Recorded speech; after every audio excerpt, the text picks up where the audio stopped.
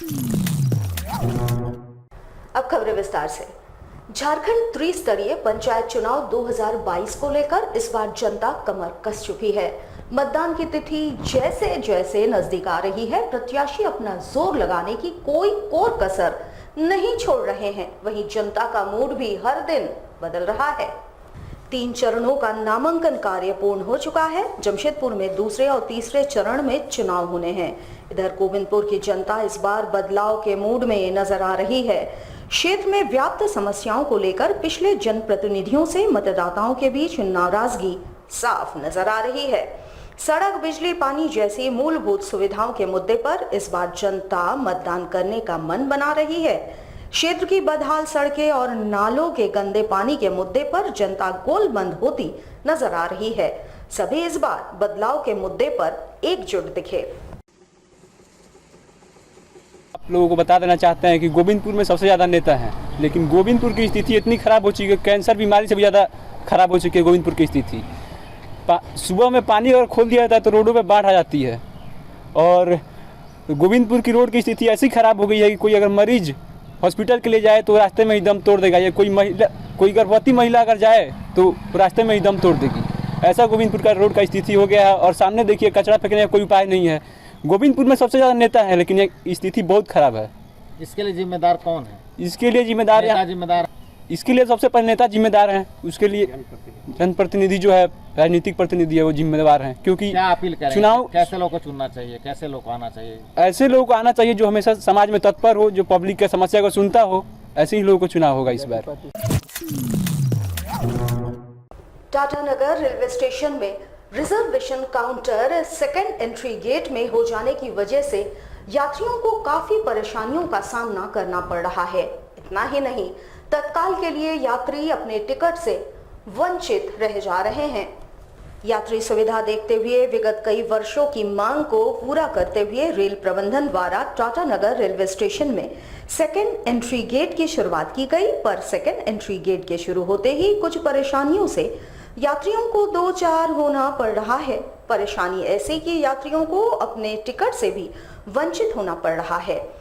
जुगसलई निवासी दलजीत सिंह बताते हैं कि reservation counter second entry gate में बन जाने की वजह से अगर किसी यात्री को तत्काल की टिकट लेनी है तो उस यात्री को पहले पुराने जगह पर जाकर टोकन लाना होगा। उसके बाद फिर इस काउंटर से तत्काल टिकट मिलेगा। ऐसे में यात्री तत्काल टिकट से वंचित रह जाएंगे और परसोडी, बागबेड़ा, जुगसलई, सुंदरनगर, बिष्टुपुर, लोको जैसे एरिया के लोगों को घूमकर रिजर्वेशन टिकट लेने के लिए आना पड़ेगा। उन्होंने कहा कि सुविधाएं दोनों जगहों पर होनी चाहिए ताकि यात्रियों को परेशानी ना हो। पूछताछ केंद्र नहीं है और उसके बाद टिकट के लिए उधर से इधर करना पड़ रहा है, कूपन वहाँ से लाना पड़ रहा है, यहाँ टिकट लेना पड़ रहा है। ये सब नहीं होना चाहिए। यहाँ का चीज़ यहाँ पर होना चाहिए, तब हमको परेशानी तो हो ही है ना, तो टेम्पू में आना जाना। जमशेदपुर में झारखंड क्षत्रिय युवा संघ के द्वारा महाराणा प्रताप की जयंती को स्वाभिमान दिवस के रूप में मनाई गई। इस दौरान सभी ने महाराणा की प्रतिमा पर माल्यार्पण कर अपनी श्रद्धांजलि अर्पित की। साच्चे स्थित महाराणा प्रताप चौक पर विगत 6 वर्षों से श्रद्धांजलि सभा का आयोजन किया जाता है। इस खास दिवस पर तमाम लोगों ने महाराणा प्रताप की प्रतिमा पर माल्यार्पण कर श्रद्धांजलि अर्पित की। इस दौरान संघ के अध्यक्ष शंभू सिंह ने कहा कि विगत 6 वर्षों से संघ इस दिवस को स्वाभिमान दिवस के रूप में मना रही है और भारत सरकार से भी अपील करती है कि महाराणा की जयंती को राष्ट्रीय स्तर पर स्वाभिमान दिवस घोषित किया जाए। महाराणा आज के युग के युवाओं और राष्ट्रभक्त के प्रेरणा स्रोत हैं, जिन्होंने अपने पूरे जीवन में कभी गुलामी स्वीकार नहीं की थी और हमेशा राष्ट्र हित के लिए अपना सब कुछ न्यौछावर करने को तत्पर थे। ऐसे स्वाभिमान के स्वामी की जयंती को राष्ट्रीय स्तर पर स्वाभिमान दिवस मनाकर उन्हें श्रद्धांजलि देनी चाहिए। हम लोग जो है स्वाभिमान दिवस के रूप में विगत 6 साल से यहाँ मनाते हैं और हम जो है सरकार से आग्रह करेंगे कि इसको राष्ट्रीय स्तर पर स्वाभिमान दिवस मनाया जाए और स्वाभिमान दिवस के इसमें विशेष कार्यक्रम चलाया जाए जिससे कि हिंदुस्तान की प्रतिष्ठा को 4 चांद लगे। जैसे ये रसिया भी जो है आज के दिन ही जो है अपना विक्ट्री लगाता है। वियतनाम भी जो है महाराणा प्रताप के ही चलते हुए आज उन लोग भी शौर्य दिवस के रूप में मनाते हैं। जबकि हमारे देश के इतने बड़े महापुरुष हैं और हम लोग अपने देश में जो है इनको पूरे राष्ट्रीय स्तर पर जो है हम लोग इसका कोई कार्यक्रम शुभारंभ जिसका नहीं करते हैं। वो अभी जिस तरह से मोदी सरकार जो अमृत महोत्सव में जो जितने भी वीर योद्धा और समाज सेवी और देश के पुराने जो इतिहासकार हैं उनको सम्मानित कर रही है, तो मैं चाहूँगा कि मोदी जी से चाहूँगा कि महाराणा प्रताप का भी जो है स्वाभिमान दिवस मनाकर महाराणा प्रताप को भी अपना श्रद्धांजलि देने का कृपा करें। सहज योग महायोग परिवार की ओर से ज्यादा व्यक्तियों को परमात्मा से जोड़ने के लक्ष्य के तहत चैतन्य रथ को पूरे भारत भ्रमण पर निकाला गया है। भारत भ्रमण के तहत चैतन्य रथ 8 अप्रैल से 15 मई तक झारखंड प्रवास पर है। रथ का आगमन जमशेदपुर में 12 अप्रैल को हो रहा है। चैतन्य रथ को विशेष रूप से सहयोग के प्रचार प्रसार के लिए भारत भ्रमण कराया जा रहा है। विविध परेशानियों से जूझ रहे मानव को ईश्वरीय शक्ति से जोड़कर शांति व सुकून दिलाने का माध्यम कुंडलिनी जागरण केवल और केवल सहयोग द्वारा ही संभव है। इसे जनसाधारण तक सुगमता से पहुंचाने के लिए ही सहयोग परिवार चैतन्य रथ की यात्रा हर राज्यों में करा रहा है। जमशेदपुर में रथ का आगमन 12 मई को हो रहा है। 12 मई Chaitanya Rath holding number 319 Bhaluwasa community centre line near Bank of India के समीप रात्रि में प्रवास पर रहेगा। 13 मई सुबह श्री माताजी निर्मला देवी जी का रथ मानगो राठौर गार्डन के लिए प्रस्थान कर जाएगा। राठौर गार्डन में 13 से 15 मई तक कुंडलिनी जागरण से संबंधित जानकारियां आगंतुकों को दी जाएगी। 12 से 15 मई तक श्री माताजी निर्मला देवी जी का रथ जमशेदपुर में रहेगा। इसके तहत कुंडलिनी जागरण का कार्यक्रम समेत भजन संध्या का आयोजन होगा। चैतन्य रथ जमशेदपुर के आसपास के इलाकों का भ्रमण कर जन साधारण को परमात्मा की शक्ति से खुद को जोड़ने के सौभाग्य की प्राप्ति कराने में सहयोग होगा।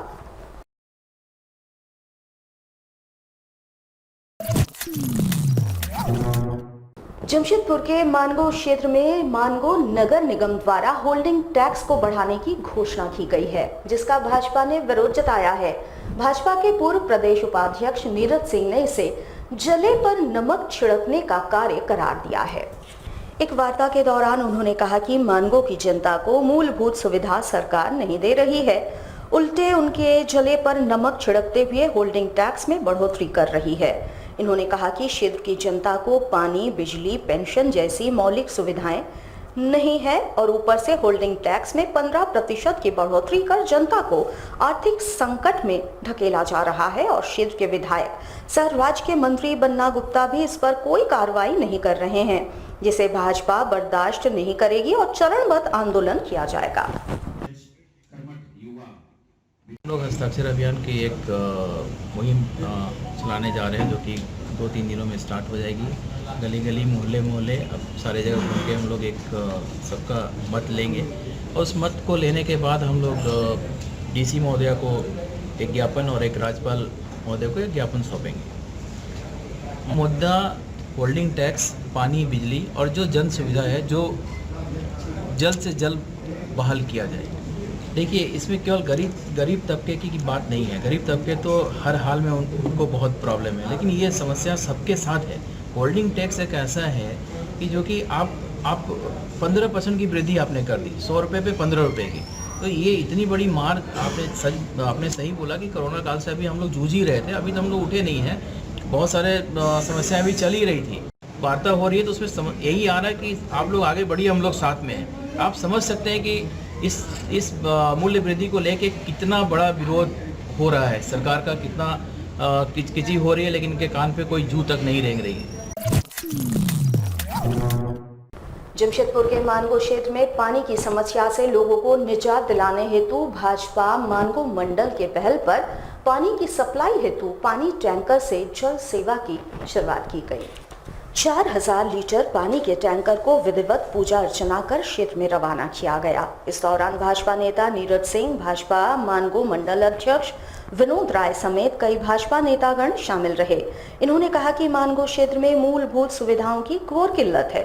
ऐसे में विगत दिनों बैठक के दौरान पानी की समस्या को दूर करने हेतु टैंकर से पानी सप्लाई का निर्णय लिया गया, जिसे आज धरातल पर उतारा गया और आने वाले दिनों में इसकी संख्या को बढ़ाया जाएगा ताकि लोगों को पानी की किल्लत से निजात दिलाया जा सके।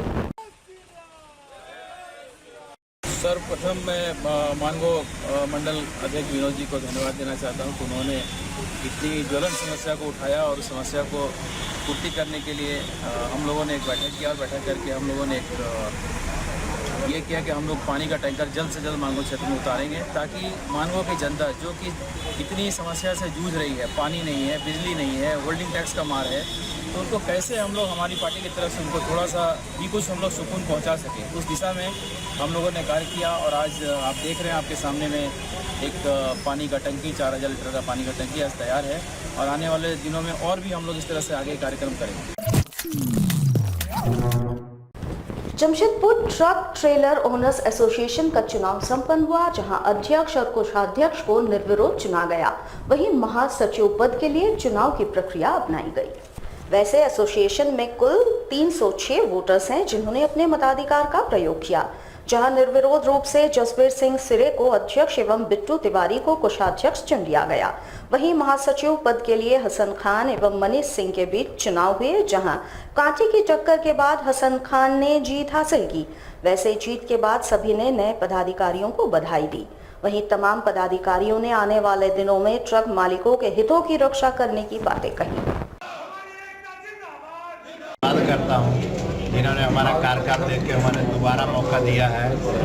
हम लोग अब एक फिर ईमानदारी से अपना 2 साल अपना कार्यकाल निभाएंगे, सबका साथ रहेंगे। ये बहुत सही है। हमारी कोर कमेटी बैठेगी, हम लोग आपस में डिसीजन करेंगे आगे हम लोग क्या क्या काम कर रहे हैं। चुनौतियाँ तो बहुत हैं, देखा जाएगा, लड़ा जाएगा। अभी तो रास्ता बहुत ख़राब है चाईबासा में, उसके लिए हम लोग को बातचीत करना है और लड़ाई लड़ा जाएगा, देखेंगे कैसे। संगठन से लेकर हमारे संगठन हम 3 साल से चला रहे हैं। ये जो चुनाव हुआ है, चुनाव में नए रूप से सभी पदाधिकारी का चुनाव हुआ है। संगठन तो 3 साल से चल रहा है और जिस रूप से चल रहा था उसे आगे सुचारू रूप से चलाते रहेगा। मानव सेवा के कार्यों में अव्वल रहने वाली संस्था प्रतीक संघर्ष फाउंडेशन के द्वारा एक बार फिर मानवता का परिचय दिया गया, जहां एक कैंसर पीड़ित मरीज के लिए संस्था के सदस्य ने एसडीपी रक्तदान किया। संस्था के सदस्य कुमारेश हाजरा ने ब्लड बैंक के आह्वान पर लगातार 25वां बार एसडीपी रक्तदान कर एक कैंसर पीड़ित मरीज की मदद की। वैसे इस डोनेशन के साथ संस्था ने अपना 250वां एसडीपी रक्तदान पूरा किया। इस दौरान उन्हें प्रशस्ति पत्र देकर सम्मानित भी किया गया।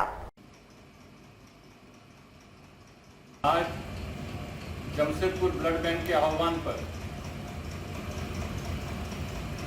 प्रतीक संघर्ष फाउंडेशन का कोई निजी संस्थान के रूप में सिंगल डोनर प्लेटलेट्स यानी एसडीपी रक्तदान के क्षेत्र में आज सर्वाधिक रक्तदान यानी 250 एसडीपी रक्तदान का खिताब आज प्रतीक संघर्ष फाउंडेशन ने पूरा किया। आज प्रतीक संघर्ष फाउंडेशन के श्रीमान कुमारेश हाजरा जी ने सिंगल डोनर प्लेटलेट रक्तदान करते हुए आज 250 यूनिट सिंगल डोनर प्लेटलेट रक्तदान के क्षेत्र में इस मुहिम को पूरा किया। दिवंगत पत्रकार स्वर्गीय विनोद कुमार शरण की सोमवार को पहली पुण्यतिथि मनाई गई। बता दें कि पिछले साल कोरोना त्रासदी के दौर में वरिष्ठ पत्रकार विनोद शरण की मौत हो गई थी। सोमवार को press club of Seraikela Kharsawan की ओर से उनकी याद में एक श्रद्धांजलि सभा का आयोजन किया गया। इसके बाद सदर अस्पताल में मरीजों के बीच फल वितरित कर उनकी आत्मा की शांति की कामना की गई। मौके पर civil surgeon doctor Vijay Kumar भी शामिल थे। उन्होंने भी दिवंगत पत्रकार विनोद कुमार शरण की आत्मा की शांति की कामना की एवं पत्रकार संगठन के प्रयासों की सराहना की और कहा, मरीजों के बीच फल वितरण करना एक पुण्य का काम है। The press club Seraikela Kharsawan के संस्थापक स्वर्गीय विनोद शरण जी की प्रथम पुण्यतिथि पर प्रेस क्लब के सारे सदस्यों के साथ आज सदर हॉस्पिटल में फल वितरण कार्यक्रम के दौरान हम लोग यहाँ मौजूद हुए हैं। आज उनकी प्रथम पुण्यतिथि है, हम लोग उनको श्रद्धांजलि देते हैं और उनको नमन करते हैं। उनके जितने अधूरे कार्य है द प्रेस क्लब उसको पूरा करने की कोशिश करेगा और उनके बताए हुए रास्ते पर चलने की पूरी कोशिश करेगा। हमारे साथ लगातार जुड़े रहने के लिए आप हमें YouTube पर जरूर सब्सक्राइब करें। आज के लिए बस इतना ही। कल आपसे फिर मिलेंगे कुछ नई खबरों के साथ। तब तक के लिए ANG न्यूज़ की पूरी टीम को दीजिए इजाजत। नमस्कार।